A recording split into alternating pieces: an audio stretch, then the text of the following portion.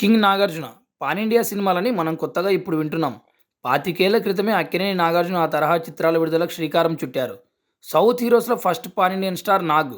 సినిమాలు తీసే విధానం కావచ్చు, దర్శకులు ఇంట్రొడ్యూస్ చేసేదవ్వచ్చు, కొత్త ఆర్టిస్ట్‌ని ఎంకరేజ్ చేయడం అవ్వచ్చు. ప్రతి విషయంలో నాగ్ ఒక కొత్త ఒరవడి క్రియేట్ చేశారు. 'శివ' అనే ఒక సినిమా చాలు నాగ్ థింకింగ్ ఏ రేంజ్‌లో ఉంటుందో చెప్పడానికి.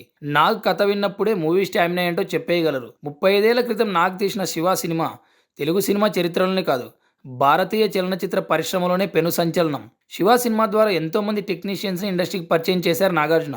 వర్స్టైల్ డైరెక్టర్ ఆర్జీవి మొదటి cinema 'Shiva', creative director Krishna Vamsi assistant డైరెక్టర్‌గా వచ్చిన సినిమా 'శివ', డాన్స్ మాస్టర్ లారెన్స్‌ని ఫస్ట్ టైం 'మాస్' అనే మూవీ ద్వారా డైరెక్టర్‌గా ఇంట్రొడ్యూస్ చేశారు నాగార్జున. వీరందరికీ డైరెక్షన్ ఛాన్స్ ఇచ్చిన వ్యక్తి నాగార్జున. 'శివ' సినిమాకి ఆర్జీవిని దర్శకుడిగా ఏ ఒక్కరూ యాక్సెప్ట్ చేయలేదు. గట్టిగా మాట్లాడితే ఎవరూ నమ్మలేదు, ఇంక్లూడింగ్ అక్కినేని నాగేశ్వరరావు గారితో సహా. కానీ ఒక్కరే నమ్మారు, ఆయననే అక్కినేని నాగార్జున. ఆ నమ్మకమే ఈరోజు తెలుగు సినిమా స్టామినాని ఉత్తరాదికి వ్యాపించేలా చేసింది. ఆ నమ్మకమే 'శివ' అనే బ్లాక్ బస్టర్. ఆ నమ్మకమే 'అన్నమయ్య'. ఆ నమ్మకమే 'నిన్నే పెళ్లాడతా'. ఆ నమ్మకమే 'భక్త రామదాసు'. ఇలా చెప్పుకుంటూ పోతే ఒకటా రెండా, ఎన్నో సంచలనాలు. ఆ సంచలనాలకు కేంద్ర బిందువు నాగ్. నాగ్ ఒకసారి కథ విని ఓకే చేశారంటే ఆ టెక్నీషియన్ గురించి ఎవరేం చెప్పినా వినరు. తనదే ఫైనల్ డెసిషన్. ఇన్నేళ్ల సినీ ప్రయాణంలో ఎన్నో పాత్రలు, ఎన్నో కథలు, ఎన్నో సంచలనాలు. రొమాంటిక్ హీరో నుండి డివోషనల్ హీరోగా ట్రాన్స్ఫార్మ్ అవ్వాలంటే అంత ఆషామాషి కాదు, సాహసమనే చెప్పాలి. ఆ సాహసాన్ని ఎంతో అకుంఠిత దీక్షగా చేశారు నాగ్. అందుకే 'అన్నమయ్య' లాంటి ఎవర్ గ్రీన్ హిట్ వచ్చింది. 'అన్నమయ్య' సినిమా తీసే టైంలో ఎన్నో కామెంట్లు. వాటన్నిటిని నాగ్ అధిగమించారు. తన సక్సెస్‌తో సమాధానం చెప్పారు. Nag cameo roles, guest roles వేయడం కొత్త కాదు.